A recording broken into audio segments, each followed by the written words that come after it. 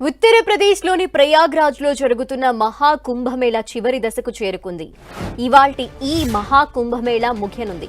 దీంతో పెద్ద సంఖ్యలో భక్తులు ప్రయాగ్రాజ్కి తరలి వెళ్తున్నారు. చివరి అమృత్ స్నానం కోసం 1 కోటి మందికి పైగా భక్తులు వస్తారని యూపీ సర్కార్ అంచనా వేస్తోంది. అందుకు అనుగుణంగా ఏర్పాట్లు చేస్తోంది అక్కడి ప్రభుత్వం. ఇందులో భాగంగానే ప్రయాగ్రాజ్లో ట్రాఫిక్ ఆంక్షలు విధించారు. కుంభమేళా ప్రాంతంలో రద్దీని నియంత్రించేందుకు ప్రత్యేక చర్యలు చేపట్టారు. ఇందులో భాగంగా లక్నో, ప్రతాప్గఢ్ వైపు నుంచి వచ్చే యాత్రికుల కోసం ప్రత్యేక ఘాట్ నియమించారు. రేవాన్, బండా, చిత్రకూట్, మీర్జాపూర్ వైపు నుంచి వచ్చే వారి కోసం ఆర్ఐల్ ఘాట్ ని రిజర్వ్ చేశారు. కౌశాంబీ నుంచి వచ్చే భక్తుల కోసం సంఘం ఘాట్ ని కేటాయించారు.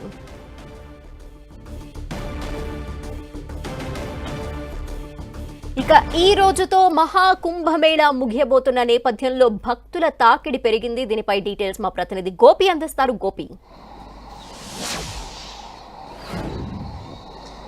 ప్రయాగ్రాజ్ మహాకుంభమేళా నేటితో ముగుస్తుంది. జనవరి 13 నుంచి ఈ రోజు వరకు సుమారు 45 రోజుల పాటు అత్యంత వైభవంగా ప్రపంచంలోనే అతిపెద్ద ఆధ్యాత్మిక సమ్మేళన కార్యక్రమంగా ఈ మహాకుంభమేళా ప్రయాగ్రాజ్ కుంభమేళా కార్యక్రమం అనేది జరిగింది. ఈ రోజుతో ఈ మహాశివరాత్రితో ఈ ప్రయాగ్రాజ్ మహాకుంభమేళా ముగుస్తోంది. ఈ నేపథ్యంలో భారీగా భక్తులు త్రివేణి సంగమం, గంగా, యమున, సరస్వతి నదీ సంగమంలో స్నానాలు ఆచరించేందుకు భారీగా తరలి వస్తున్నారు. ఉదయం బ్రహ్మ ముహూర్తంలో ఇటు ఈ ముఖ్యంగా పుణ్యస్నానం ఆచరించేందుకు భారీగా భక్తులు తరలి వచ్చారు. ఇప్పటి వరకు 65 కోట్ల మంది భక్తులు ఈ త్రివేణి సంగమంలో పుణ్యస్నానాలు ఆచరించారు. సీఎం యోగి ఆదిత్యనాథ్ ఎప్పటికప్పుడు ఈరోజు అమృత స్నానం కార్యక్రమానికి చాలామంది భక్తులు తరలి వస్తారు. నాగసాధువులు, ఇప్పటికే అనేక మంది అఖాడాలు, వీరంతా కూడా వారి వారి స్వస్థలాలకు వెళ్ళిపోయినా శివరాత్రి పర్వదినాన్ని పురస్కరించుకుని ఈరోజు పుణ్యస్నానం ఆచరించి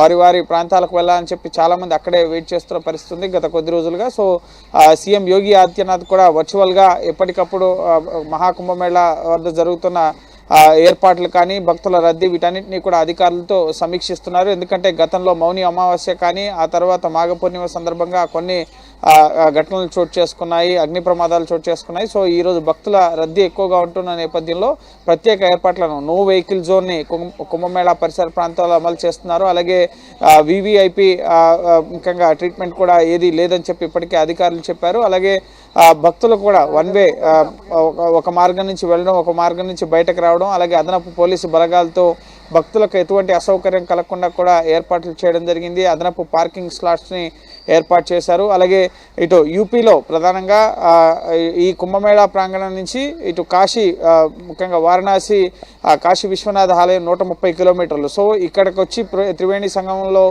పుణ్యస్నానం ఆచరించి అందరూ కూడా శివరాత్రి సందర్భంగా కాశీ విశ్వేశ్వరుని దర్శించుకునేందుకు అక్కడికి వెళ్తున్న పరిస్థితి ఉంది. సో ఈరోజు కాశీకి కూడా భక్తుల రద్దీ అనేది పెరిగింది. అక్కడ కూడా 1,00,000 వెహికల్స్ పార్క్ చేసేందుకు 40 పార్కింగ్ స్లాట్స్ని సిద్ధం చేశారు. సో ఓవరాల్గా ముఖ్యంగా భక్తులకు ఎటువంటి అసౌకర్యం కలగకుండా ఉండేందుకు అన్ని రకాల ఏర్పాట్లను యూపీ ప్రభుత్వం చేసింది. ఇటు రైల్వే శాఖ కూడా 350 అదనపు రైళ్లని ప్రస్తుతం ఇటు ప్రయాగ్రాజ్ నుంచి కుంభమేళా ముగుస్తుంది కాబట్టి అక్కడి నుంచి భక్తులంతా వారి వారి స్వస్థలాలకు వెళ్లేందుకు విస్తృతమైన ఏర్పాట్లను ఇటు రైల్వే శాఖ కూడా చేయడం జరిగింది. ఢిల్లీలో తొక్కిసలాట కానీ అక్కడ ప్రయాగ్రాజ్, అలాగే యూపీలో అనేక రైల్వే స్టేషన్లో రద్దీ ఎక్కువగా ఉండడంతో అదనపు రైల్వే సిబ్బందిని, సిఆర్పిఎఫ్ పోలీసు బలగాల్ని, రైల్వే పోలీసుల్ని మోహరించి క్రౌడ్ని ఎక్కడికక్కడ కట్టడి చేస్తున్న పరిస్థితి. సో ప్రస్తుతం అయితే ఈ రోజుతో ప్రయాగ్రాజ్లో మహాకుంభమేళా ముగుస్తున్న నేపథ్యంలో భారీగా భక్తులు అయితే తరలి వస్తున్నారు. సుమారు ఈ రోజు 5 కోట్ల మంది వరకు కూడా పుణ్యస్నానాలు ఆచరిస్తారన్న అంచనా. సో ఓవరాల్గా 70 కోట్ల మంది వరకు కూడా ఈ మహాకుంభమేళా 144 ఏళ్లకు ఒకసారి వచ్చే